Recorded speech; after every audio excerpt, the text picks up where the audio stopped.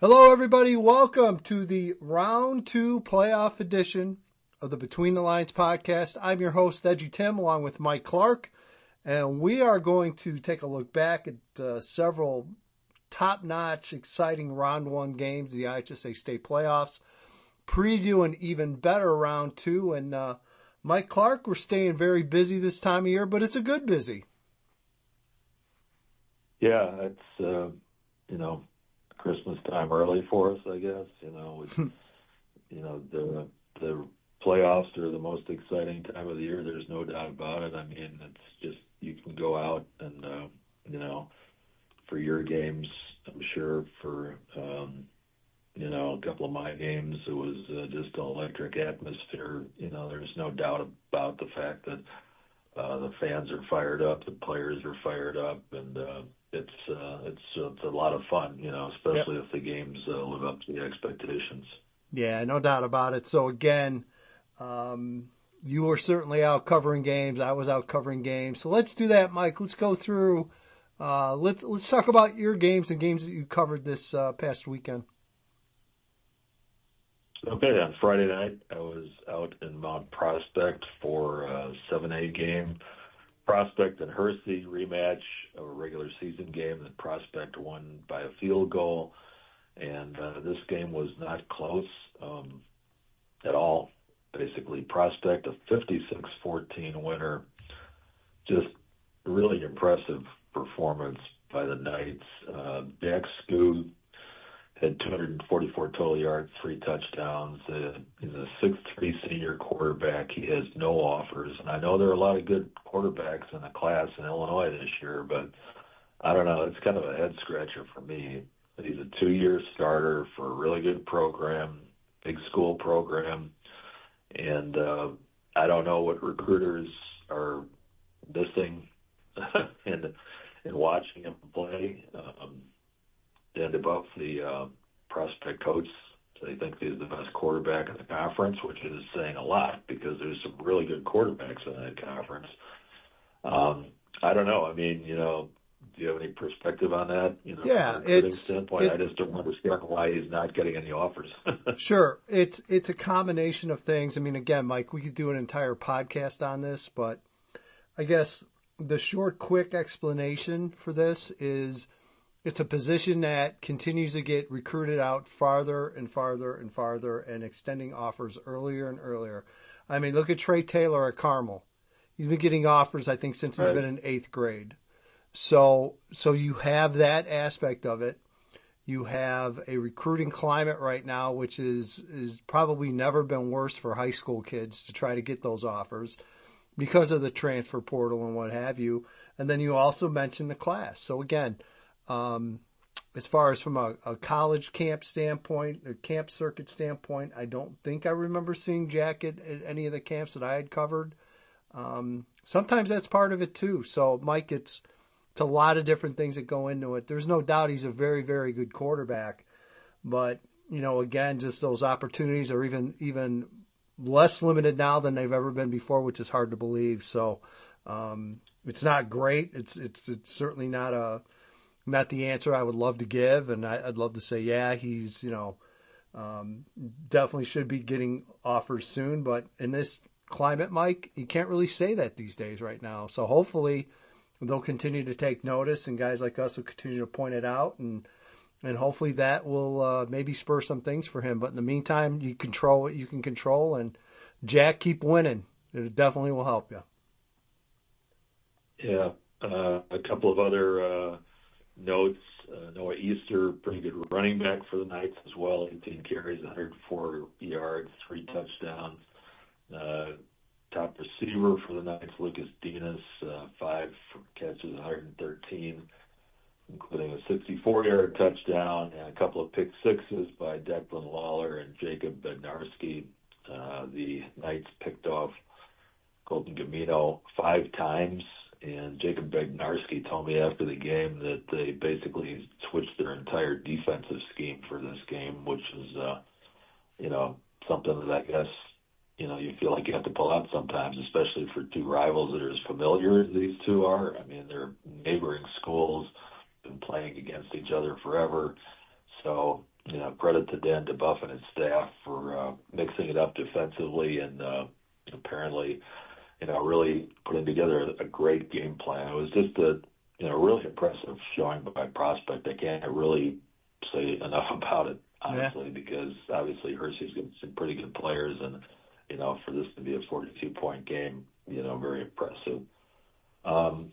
On Saturday, I had a couple of games. First game, I wanted to check out some of the smaller schools. We don't talk about them very much here, and so that was part of it. I wanted to have something else to talk about, on the small school side, and also just some teams that I hadn't seen, for quite a while. Montini, 49, North Lawndale 0 in 3A. I went out to see that game at Rocky in the afternoon.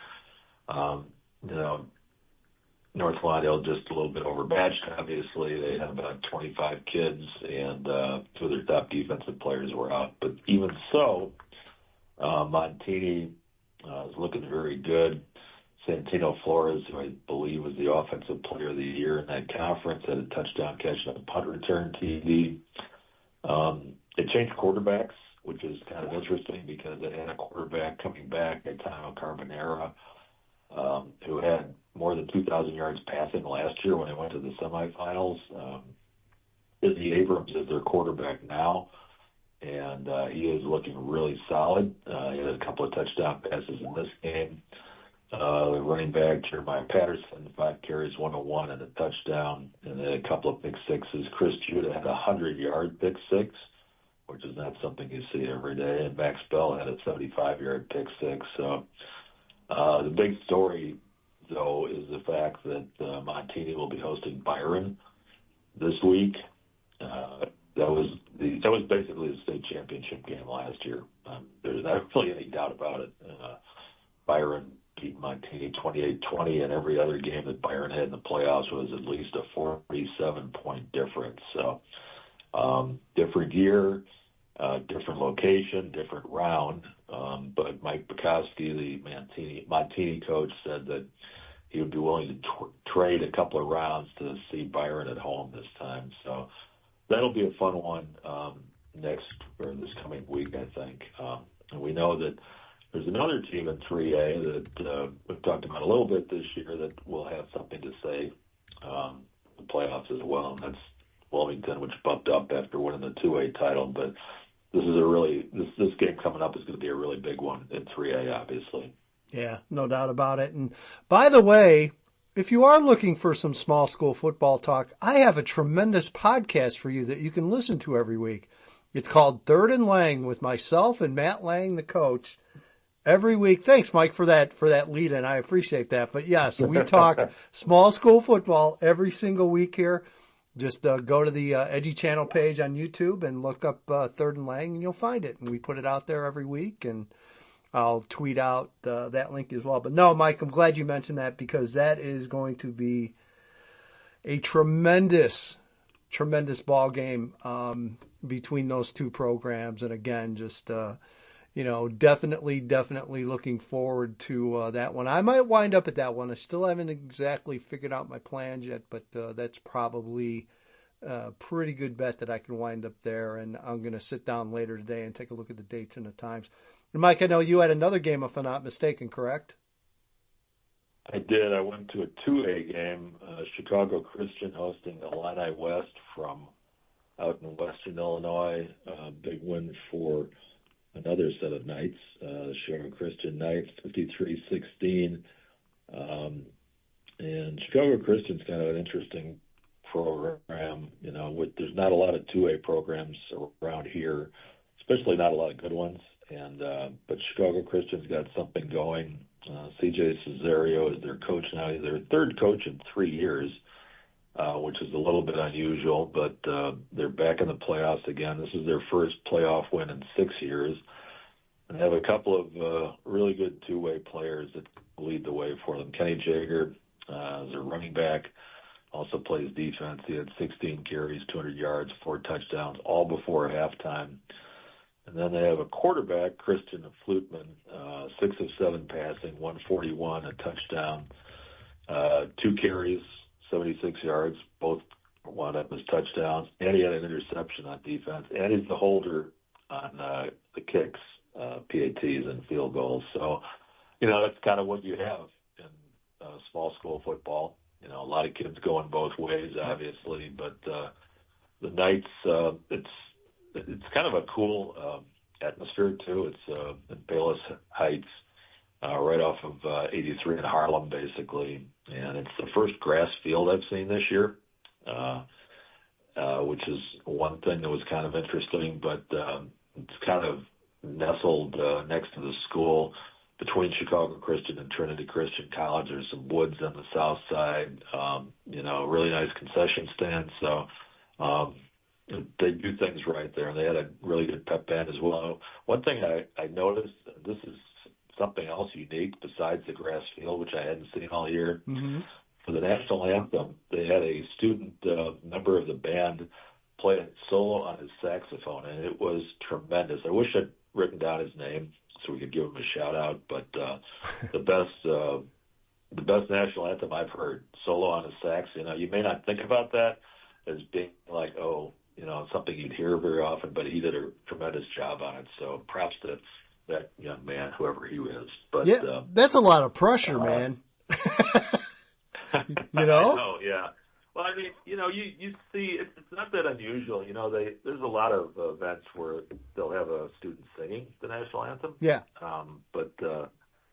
You're right. Not too many solo instrumental versions of the national anthem for sure. But anyway, that was my weekend. Yeah, definitely. You had some interesting games as well. Yeah, definitely.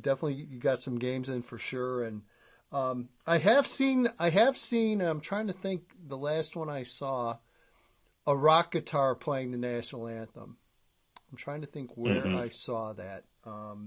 I'm sure it'll come to me probably 2:30 in the morning when I wake up and remember it out of nowhere. So, but yeah, I had a good weekend for sure. Friday night went out to Downers North. First time getting to see the Trojans in person this year, and they did not disappoint. Ended up winning 34-7 against Wheaton Warrenville South, and again, just Owen Lansu on fire. I believe it was 19 of 21 passing, and just incredibly efficient. Just Downers North, kind of what you saw last year in several regards.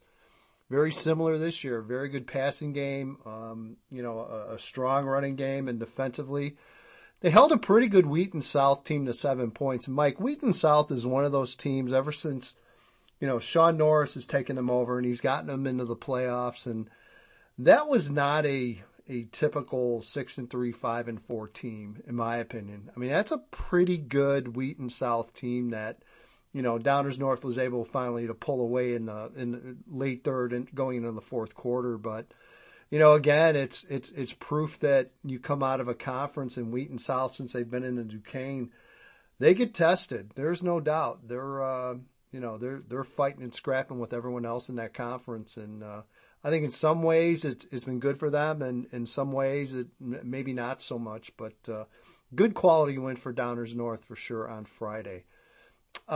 Saturday, did a doubleheader. I was out at Triton College Saturday afternoon for Fenwick taking on Brother Rice.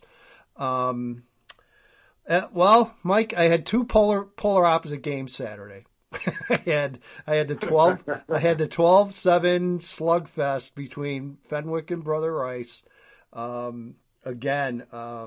Just kind of what you would expect from two Catholic League schools going at it. A lot of physicality, a lot of hard hitting, very limited points because the defenses I thought played great on both sides. It was interesting. Fenwick's only touchdown was a Wildcat by Nathaniel Marshall, the Auburn commit, and it was crossed he basically reached out and put the ball over the plane, and they gave him the touchdown, and accordingly so. But there were a lot of Brother Rice fans that thought he might have jumbled that ball before it crossed the plane, and that was right at the very end of the first half. So it was kind of a big play and ended up sticking. But great game again, just a lot of talent on both sides, and a really good atmosphere out of Triton. So again, Fenwick with the win. I'd consider it an upset win. So Fenwick with the win. they will advance and actually play Downers North this weekend in the second round of 7A. So got to see that bracket up close. And then Maine South got a chance to go up to Naperville North on Saturday night, see Maine South take on the Huskies. And Mike, kind of everything we thought going into this game would be it. I had a feeling going in this could be one of the best games in round one, and it definitely did not disappoint. Maine South sophomore quarterback Jamison Purcell, been talking about him for a while. Already a major dude on the recruiting scene. He's already got several Division I offers, and just had an unbelievable game. Threw the ball 50 times. I know Mike O'Brien was frantically keeping stats and trying to keep up with both quarterbacks. I know that Jamison threw just short of 500. I think he was around 460, 470.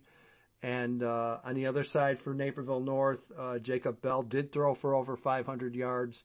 Kind of what you would expect, Mike, back and forth. At one point, Naperville North was trailing 21 points going into the late third, early fourth quarter, and just came a furious rally and came back and came within a final possession of the game of even tying up that game. So, again, Naperville North all season long with Jacob Bell under center had brought them back. Several of those wins came from behind and something that they were very familiar with all year, and came up just short. So just an unbelievable first round game. And again, just glad to be there. It nothing better than when you get a game like that and it lives up to the billing.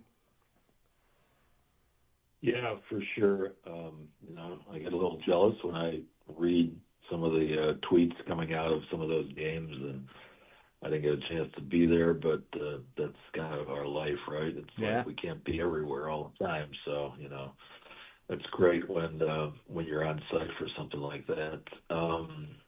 So we have a few other big games, and I guess so. The first one we're going to start with is one that some people might on the outside say, "Oh wow, that was quite an upset." And I'm not sure it was necessarily. Warren 31, Palatine 24 in 8A. Aaron Stewart, who was averaging around 26, 27 carries a game and 190-some yards, had 33 for 200 in this game. Last week against Libertyville, he had 45 carries. We talked about him a lot. He's maybe the best athlete in the state overall. He's a national wrestling recruit, in addition to being a really good running back for the Blue Devils. Had 3 touchdowns. But one of the things on the Palatine side, Will Santiago, their fine quarterback, broke his arm last week, unfortunately. So their backup quarterback, Devin Peachins, had a great game. 20 of 34 passing, 283, for 3 touchdowns, 4 picks. And Warren got off to a lead and held on, basically. Ryan Donnelly had 10 catches, 170 receiving yards, 3 touchdowns for the Pirates. But, that's always a tough thing. When you lose your quarterback in the playoffs, it's just a tough thing to come back from. Yeah. But, Warren's, I thought that they're better than their record this year. They've given up more points than they usually do. Right. And they lost games that they haven't lost in recent years. But you got a running back like that, and you move into November, and Warren's got a history of being pretty good, obviously. I just feel like, they're really one of the sleepers in 8A, and this was a huge win for him, obviously. Yeah, well, Mike, you remember a couple weeks ago, I went and saw Warren take on Libertyville, and it wound up a Libertyville win. And again, it was one of those games where Warren kind of had to chase points early on. I remember talking to you about it, and we talked about it on the podcast, and I just said, Warren to me is going to be a dangerous kind of seed because they still do some things really well. Yeah, defensively, they haven't been quite as sharp as they've been in the last several years. But they're still not a bad defense. And then offensively, with Aaron Stewart running the ball, and he's dynamic, and they're the kind of team that they're going to be a tough matchup for people. So yeah, no, I'm kind of with you. It was an upset from a seeding standpoint for sure, but yeah, you gotta respect Warren going into the playoffs and what they've done and what they're still capable of doing for sure. Next one, West Aurora gets to 10 wins, 10-0, first time since the mid-40s. 31-21 win over Huntley. On paper, Huntley came in 5-4, but plays in a tough conference. Obviously, the Fox Valley is a big win for West Aurora. Certainly they heard the doubters and the whispers about not being in a very good conference, which they aren't. There's no doubt about that. They don't play in a very good conference, but they got some really good players. Terrence Smith, the receiver, had 5 catches, 47 yards, and a touchdown. He also played on defense. He had a late interception that kind of helped seal the win. And on the Huntley side, Braylon Bowers, 323 total yards, 3 total TDs. Mason Atkins, the quarterback for West Aurora. I know Mike O'Brien went out to this game, and he was really impressed with the way Mason Atkins ran the no huddle, which, as he noted, is not easy for a high school quarterback to do, especially a junior. So, big win there for West Aurora for sure. Next one, St. Charles North 49, Rolling Meadows 14. Ethan Plum just, I don't know, what do you say here? 21-26 passing, 379. Program record, 7 touchdowns, 46 rushing yards. And, honestly, and we talked about him a little bit too. Put him in the same group with Jack. Yeah, a little bit under-recruited as well. So, I don't know. I mean, I don't get it. Again, it's like both of them play in really good conferences. Jack Skoog plays in the MSL, and Ethan Plum plays in the Duquesne. You would think that there would be more interest, and hopefully there will be. Yep. A couple of other interesting ones. This one I thought was kind of interesting. Morris has had kind of a tough end of the regular season, and when they went down to Southern Illinois, just absolutely blitzed Triad, 57-28, which tells me a couple of things. I think Morris plays in a better conference. Basically, they no played question. Better competition. With Sycamore and Rochelle, even Caneland. Obviously, they played Coal City early in the Grundy County matchup. But what a line! Brett Bounds, 4 picks in this game, 2 pick sixes. And Jack Wheeler, the Illinois baseball recruit, 2 catches, 2 touchdowns, 143 receiving yards. So looks like Morris, if you want to look for a sleeper in that bracket, maybe give Morris a second look there. Yeah, no question. Final one in their top games, Friend 42, Andrew 20. Johnny O'Brien, another big game, 17-21, 342, 4 TDs. And he has 2,978 passing yards, 35 touchdowns this season. Yep. And his favorite receiver, Marquand Brewster, 7 for 157, 3 TDs, and really kind of a good under-the-radar season for Andrew, too. Adam Lewandowski's done a really nice job at Andrew. They're always a solid program, and, this was not an easy draw for them, obviously, but Andrew football has been kind of one of those, I don't know what I would call maybe a little bit of an under-the-radar, sneaky good program over these last few years, so good season for them. Yeah, no doubt about it. And again, it's a program that, as you mentioned, we're still every couple of years they're getting to the playoffs. But yeah, Adam definitely has it going, and again, it's one of those where the consistency's been there, and I think one of these days, sooner rather than later, you're going to see them put some stuff together. So yeah, it's definitely good to see Andrew definitely on the rise for sure. So I know, Mike, we talked about several key games, and I know obviously we need to get to several top performers as well. So looks like we're starting off with running back having a huge year for St. Lawrence. Yeah, Harley Riz, who I actually wrote about for the Sun-Times a little bit earlier this year. I think I might have jinxed him, actually, because he was out with an injury when I went out to talk to him. But Yep.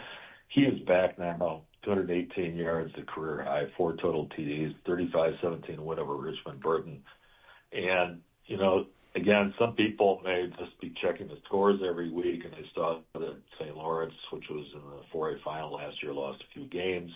But they didn't understand Harley Riz missed some time. And Chase Kwiatkowski, who is their transfer quarterback, came in, D1 commit, also missed some time with an injury, and he is back now as well. So St. Lawrence is a different team than it was, for a good chunk of the regular season. Keep an eye on the Vikings for sure. Morgan Park quarterback, Marcus Saxton. Yeah, I think we have a theme going here. There's We another do. really We good do. quarterback.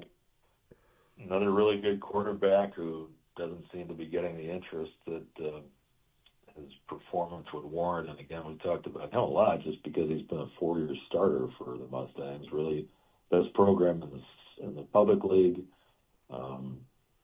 He just keeps on winning games. So 205 yards, 4 touchdowns, and a 34-0 win over Tinley Park. And that was the only win by a public league team over a non-public league team in week 1. There were some other public league teams won that beat other public league teams in their matchups, but that Morgan Park's the only public league team that beat a non-city team.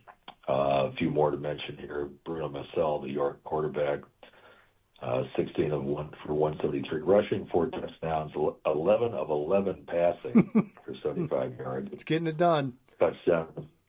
Yeah, 37-7 win over Edwardsville, which is kind of, I don't know, Edwardsville is kind of hard to figure this year. I mean, they gave East St. Louis a really good game. I understand Kendrick Lyons was out, East St. Louis's quarterback, but still gave them a good game. But, then they, bow out with a 30-point loss in week 1 of the playoffs. So I don't really understand that. But Richards, running back linebacker Miles Mitchell, who has had a really tremendous year, a little bit under the radar possibly.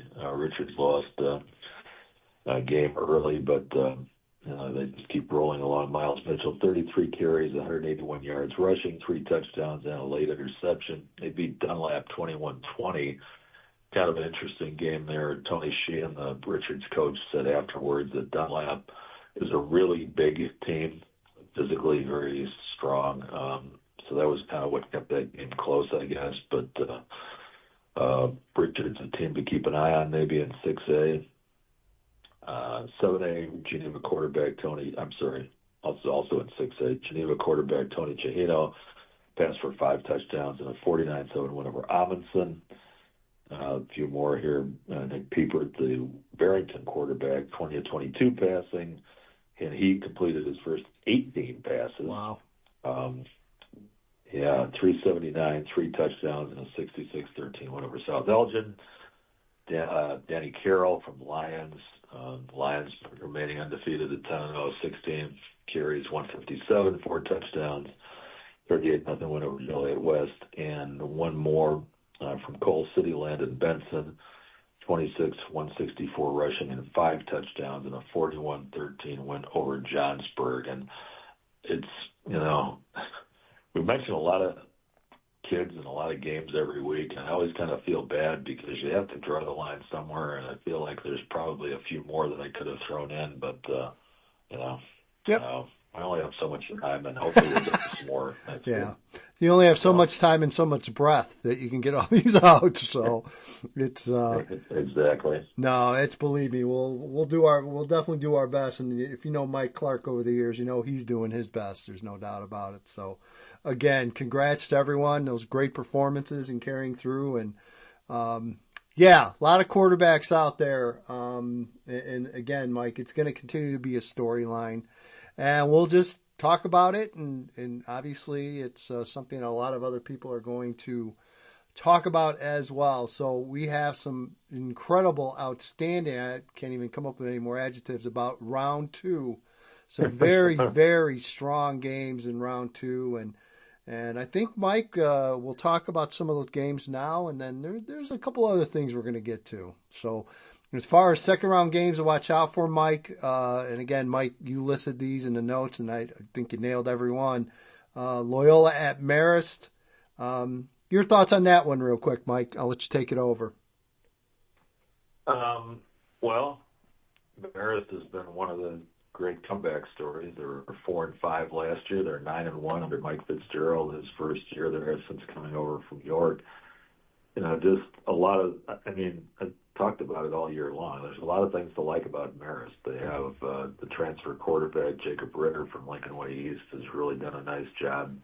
John McAuliffe, the running back who's going to Cornell, is just really solid and steady. They've got some good defensive pieces. Brad Fitzgibbon is one of them. They've got some good linemen on the offensive side. Rico Schreiber is one of them. Just a lot of good pieces. Loyola is Loyola. And it looks like Loyola's kind of got its mojo back. I think we said that last week. Ryan Fitzgerald is back for Loyola. Drew McPherson is, a really dependable guy. It's like Donovan Robinson on the defensive side. This is just really a clash of the Titans, I would say. It should be a tremendous game, and I might wind up at this game. I think it might work out, and I would be looking forward to it because I think it's going to live up to its billing for sure. No doubt. Another one we have listed here in 7A, St. Charles North on the road at Mount Carmel, so they're playing at 64th and Dante. And Mike, you probably remember the last time these two squared off was in a playoff game, and I'm happy to report to Mount Carmel fans that Tyler Newbin is no longer at St. Charles North. Yeah, and trivia question for you is that, it's a trivia fact, I guess. I'm not going to make it a question, but St. Charles North is one of the few programs that is undefeated against Mount Carmel. They've only met once. St. Charles North won that game in double overtime, and this should be a great one. Obviously we've talked about Ethan Plum. He's a tremendous quarterback who's going to test any defense. Jack Elliott is who he is. He's one of the Player of the Year candidates all season long. We know that he's not running as much now as he had been, just because he's trying to stay in the field, after being hurt and missing the game, the loss to Brother Rice. But if you like good quarterback play, this is another one for you. Two really good ones going at each other for sure. Yeah, no doubt.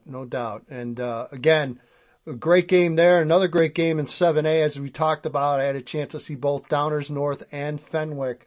They square off this weekend at Fenwick. Again, that game will be at Triton College. And Mike, Downers North, very potent offensively, going against a Fenwick defense that, tell you what, really flexed its muscles in beating Brother Rice. Yeah, that should be a really good one, too. Next one on our list here is York at Oswego. Oswego, we talked about them. They don't give up a lot of points. They don't score a lot of points, but they just keep winning. So, and York, we know had dropped a couple of games to Lions and Downers North, but still very potent offense. So that'll be an interesting one. It's basically York's offense against Oswego's defense, it feels like to me.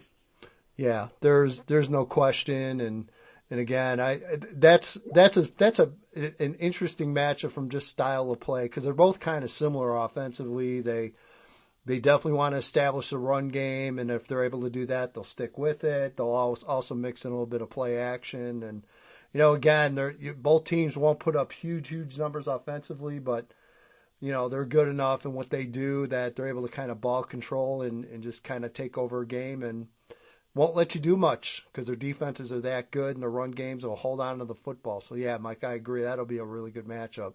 Another one here, Prairie Ridge at Wheaton St. Francis. And, again, two very different contrasting styles here offensively for both teams. Yeah, Prairie Ridge, of course, is the triple option. has been very successful with it. First under Chris Shrimp, now Mike Clark is the coach there, and he's kept everything in place offensive wise. St. Francis likes to throw the ball an awful lot. Spread offense with Brady Palmer in charge, and it's going to be an interesting one. I know that Prairie Ridge got one of their key players back from injury this week, so it should be an interesting one. St. Francis, we mentioned, is kind of the one thing that's been kind of tough for them this year, kind of navigating. It's just some of the injuries because they do have a smaller roster. They're in the mid-30s, but the players they have are very, very, very good. And the last one we have on our list here, another 8A game, Fremd and Naperville Central. Naperville Central, of course, 9-1. Only loss was to Lincoln Way East. Fremd has Johnny O'Brien. Naperville Central has Aiden Clark and Sebastian Hayes. Sebastian Hayes, again, just one of the best, maybe the best story of the year, honestly. The fact that this is a player who came back from 2 ACLs in 2 different years.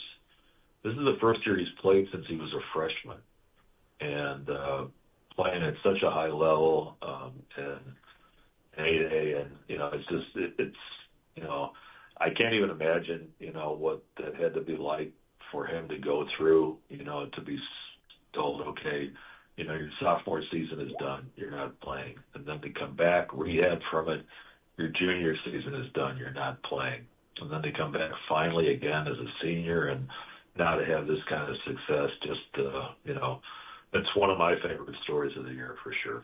Yeah, no, there's no doubt about it, and again, all tremendous matchups this coming weekend. Mike, I know you also want to get into a story that kind of came up, I think it snuck up on all of us, because I didn't hear really anything about this being brought up whatsoever, and usually sometimes we'll get tipped off on stuff, but did not see this one coming, so I'll let you kind of grab it and run with it. But at first we were going to have a possible vote on whether the Prep Bowl should continue, and then all of a sudden it was pulled. So fill us in. Yeah, Chauncey Carrick, who is the athletic director at Sycamore, who you may recall from a few years ago, came up with the district proposal, which was voted in and then voted back out, which doesn't happen very often. It happens sometimes for the IHSA. The other instance where I can think of is where we were going to go 1 to 32 for all 8 classes. That was voted in, and that was changed again also. But the district proposal, which I didn't like very much, you didn't like very much, nope. And apparently most of the state didn't like it either, so it's gone. But Chauncey came back, and the referendum ballot came out on Friday. Michael O'Brien from the Sun-Times was the first, and I think maybe the only one to report this that I saw. Yeah. He had a story where they reported that Chauncey Carrick put in a proposal to kill the Prep Bowl because he said it gave teams an unfair advantage by allowing them to play after they were eliminated from the state playoffs. So the Prep Bowl, I think most people know, but in case anybody doesn't, it's been around for something like 100 years. It manages the Big League champion and the Catholic League champion in 4 years. Before there were state playoffs, it was as big a game as there was in the state. They used to play it at Soldier Field. There are some photos online of some ridiculous crowds, bigger than the Bears would get, honestly, because that was the old configuration of Soldier Field where they had more stands. Basically, it was a horseshoe-like setup, and they actually had some stands in the north end zone too. But it just really captured the imagination of the city. Then the state playoffs came along, and the other thing, I guess, too, that was a thing for a while is that the Catholic League and the Public League weren't always in the IHSA, Catholic League in particular, I think. So anyway, they all came in. The Prep Bowl was grandfathered in as an event that could continue, and nobody really gave it much mind. As the state playoffs took more precedence, obviously it's kind of a consolation bracket for the public league and the Catholic League, and there's some value in it, although his argument that it gave teams an unfair advantage is kind of undercut a little bit by the fact that a lot of teams don't want to play in it on the Catholic League side. Yep. On the public league side, basically, and the eligibility has changed over the years. Sometimes they've kind of tweaked the format for eligibility on the public league side, but the Catholic League side, basically, they always have more eligible teams than and you qualify by sorry, I'm trying to figure out how to say this. No, you're doing fine. You're doing fine. No, the Catholic League has a tiered system of conferences. The blue is the top, obviously, as we know, and it goes down through the various other colors. There's 6 of them down to the red. And your eligibility for the Prep Bowl playoffs is determined by both, the quality of competition, what conference you play in, and also how you fare in that conference, I guess is the simplest way to say it. Yep. But a lot of teams don't always. So you have to opt in if you qualify, and then they basically go down the list. There's 8 teams that qualify, and it's basically the top 8 teams that are eligible and opt in. So, for example, this year, Brother Rice is not going to be in the Prep Bowl playoffs. They would probably be the favorite. Right. I think would be safe to say. Yeah. But they're not going to participate this year. So it kind of undercuts, Chauncey's proposition that teams want to be in it so they can get better and so on and so forth. So it's a separate decision for every program. There's some programs that haven't had a lot of success in the state playoffs, so they do see this as a way to kind of build up a little bit of momentum, a way to give their kids something to play for. And then there's other teams that are kind of top-tier programs that maybe had a little bit of an off year, and they want to get their juniors and sophomores some extra time together and a few more games. But the other thing that also it's kind of overlooked here is that you can still practice up until the state playoffs, up until the state championship, even if you've been knocked out. Nobody does it, right? But it's possible. Technically, you can do it. According to the bylaws, you can do it. And again, good luck getting along with your basketball coach and everyone else. That's why people don't do it, Mike. It's to be honest, it's like, look, you have those kids long enough, and when your season's over, you hand them off to the basketball coach or whatever sport, wrestling, whatever those kids are into, and everyone gets along and doesn't have a problem with it. Obviously, the Catholic League and the Public League have been doing this for a long time. It was in place well before they joined the IHSA, and my guess is probably not written in any contract, but certainly assumed when they decided to join back in 1974. It's my guess, my assumption. Right. Yeah. I saw online somebody said that I guess it actually was formally written down at some point where they said, okay, yes, you can actually do this. But in any case, it looks like it was much ado about nothing. Michael O'Brien again had the story yesterday that Chauncey talked to Mickey Pruitt, who is the acting director of sports administration in Chicago Public Schools, and he said after talking to Mickey, he decided to withdraw his proposal, even though he took a little bit of a shot at Marty Hopkins, the St. Rita coach, who said that it did make them better last year coming into this year.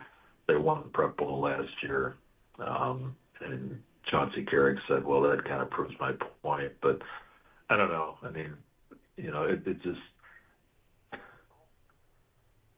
I can't speculate on his motives because I haven't talked to him about this. I did talk to him when the district's proposal came out.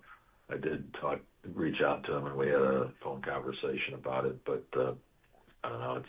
It winds up being a 2-day story, and now it's gone. But I do have some information on this year's Prep Bowl. We'll just run that down real quick. There are 5 teams that were eligible and opted in the Catholic League ESCC, and they are the seeds are number 1, St. Ignatius, number 2, Providence, number 3, Notre Dame, number 4, Carmel, and number 5, Marian Catholic. Those are the only 5 teams that opted in and were eligible. Okay. So there's one game this week. Marian Catholic is at Carmel, and I think obviously Carmel wants to keep playing. Trey Taylor, his first season as a full-time starter, the highly recruited sophomore quarterback, and that's an opportunity for him to get some more reps among the other Corsairs, obviously. On the public league side, there are 8 teams eligible. There'll be 3 games this week. Taft Amundsen at Lane on Friday, Kenwood Simeon at Gately on Saturday, and Lincoln Park Peyton at Lane on Saturday. And I don't have the seeds for this. You can kind of figure out based off of the public league red. It's basically only the public league red teams are eligible for it, but there were some ties, and I don't know what the tiebreakers were necessarily. So, yep.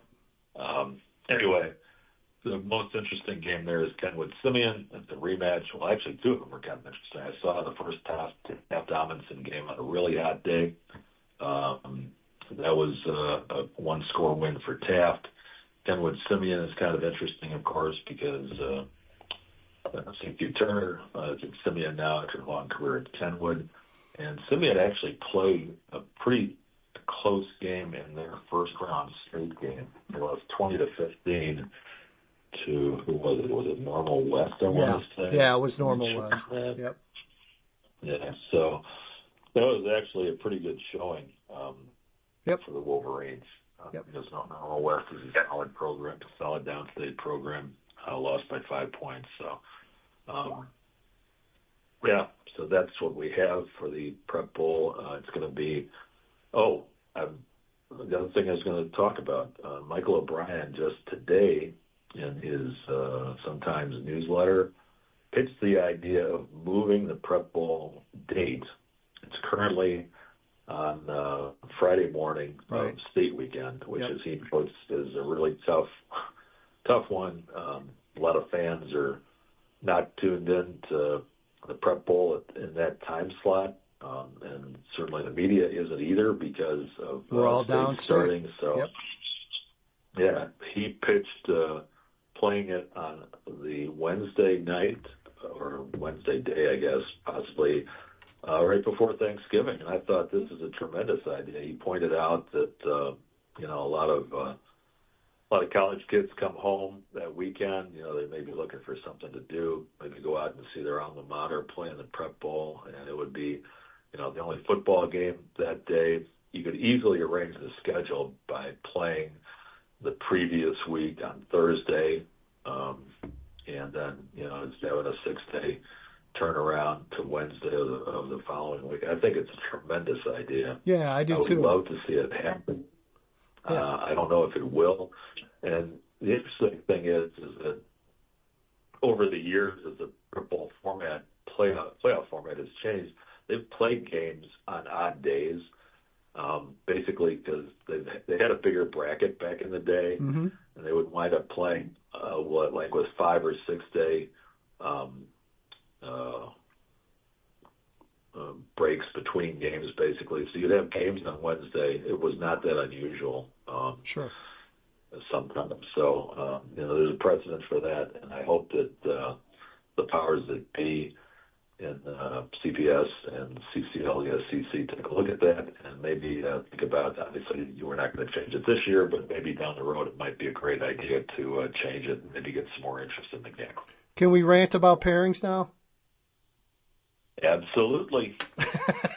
Well, I'll let you start, but I think we're probably going to be pretty lockstep on this, but I'll let you take it to start, Mike. Well, I mean, I don't know that there's a lot that's new this week. I mean, my longstanding point stands that there should be strength of schedule taken into account by using computer rankings. It's ridiculous that Fenwick and Brother Rice played in the first round. It's ridiculous that Maine South and Naperville North played in the first round. A lot of people think it's ridiculous that there are as many public league teams in the bracket as there are, given their lack of success against outside teams. I don't agree with that necessarily. I think that the answer is for the public league to get better and to become more competitive. But the way that the brackets shake out too, are certainly, it's not just that there's weaker first round games or super strong first round games, that actually continues in the second round and even into the quarterfinals sometimes. And it's not good. I mean, no. People complain about it, and it's interesting that out of all of the proposals that we've had, some good, some bad. District bad, get rid of the prep bowl bad. Go to 1 to 32 for all 8 classes good. Pull it back. Interesting. Bad. It's interesting that nobody has actually. I mean, nobody apparently is listening to me saying we need to go with computer rankings. And the other thing we've talked about, again this year that I've come around to agree with is we should go to 384, expanded by 50%, have first round buys, so that the first round games will be more competitive. The best teams get the buys. And the second round games theoretically will be more competitive, but the problem that will linger is the fact that you're still basing it off totally on wins. And that's right. That's going to be an issue. So I guess I've kind of given up on my dream ever happening, but maybe I shouldn't. I don't know. But keep the dream alive, Mike Clark. Keep the dream alive. We wish for 1 through 32 for a long, long time, and then we sort of got it, but it's not where we want it to be. But I'll keep banging that drum as well. So you're going to keep banging the drum for this, and I'll keep banging the drum on 1 through 32. Yeah, and of course that's another interesting thing too, is like where are they going to draw the line, the north-south dividing line? Yep. That's some years it's kind of hard to figure out. No question. Some years it's a little bit more clear cut. Yeah, but when you got that other element in there as well, that. Okay, so I guess I do have another rant. Not really a big one, but kind of a mini one. But one of the things that I saw a lot of comments about, when the Prep Bowl story came out about it possibly going away, is, the IHSA is doing this. Well, folks, and it's kind of built up as the IHSA administration, with Executive Director Craig Anderson and the central office at Bloomington does this. They don't do any of this. This is all driven by administrators. Yeah. 100%. Everything that happens in the IHSA, there's a board of directors that makes big decisions, and there is also an annual referendum ballot of proposals of all sorts of things. A lot of them are not controversial at all. A lot of them nobody ever hears about or gets word of. But anything that happens in the IHSA for these big changes, it's basically driven by administrators, principals around the state who say we need to change this or that, basically, and the fans who are like, oh, the IHSA can't do anything right. Well, you and I know the personnel of the IHSA. We talk to them a lot. We see them a lot, and I can tell you that they're very good at what they do. And, they're trying to translate the wishes of the administrators and the schools in the state into policy, and that's kind of, what their job is. Obviously, their job is to make things work based on the bylaws of the IHSA. So, it bugs me a little bit to hear, random fans is railing on the IHSA. Well, the IHSA is, messed up on this again. So just understand who the IHSA is that you're talking about, who makes these decisions, Yeah. So yeah. that would be my rant there. Yeah. No, it's 100% agree on that one. And again, it's a lot of times it's cases like that. Obviously they have a responsibility to the membership, and if they want to put something forward, that's they're gonna be staring it because that's their job to stare it. So, but again, we know where, at least you and I know where all of this comes from, and they unfortunately take the brunt of the hate, we'll say, in more issues than they should. But that's kind of it. Well, Mike, I think that might do it. We're almost a solid hour into the podcast, which is pretty good for us, and. Again, just excited. Playoffs are back. Going to be interesting with the weather. We've gotten lucky. Even this past weekend, it was a little bit cooler out there, certainly as the night games got going. But very happy to report, Mike Clark, we have a decent slate of Friday games this week. So I'm pretty happy about that. Oh, yes. I forgot. This is one of your crusades as well. Yeah, I just give me a game on Friday and I'm pretty happy, and then whatever they want to do is fine. But we're talking 61 high, sunny on Friday, 61. Probably a chance of rain is going to be Saturday. So it looks like scattered storms, 70% chance of rain on Saturday. So we'll keep our fingers crossed, and hopefully that changes between now and then. But Mike, again, we've done okay in the weather department, so fingers crossed. We have, and yes, I will wish good thoughts for that for everybody who is playing on Friday and Saturday afternoon and Saturday night, and hopefully we have another good week of games. Get out, see some games. Should be entertaining, and I guess that's it. And we will talk to everyone next week. Yep. So for Mike Clark and EDGYTIM, thanks everybody. Glad to have you back on board, and we'll be back next week.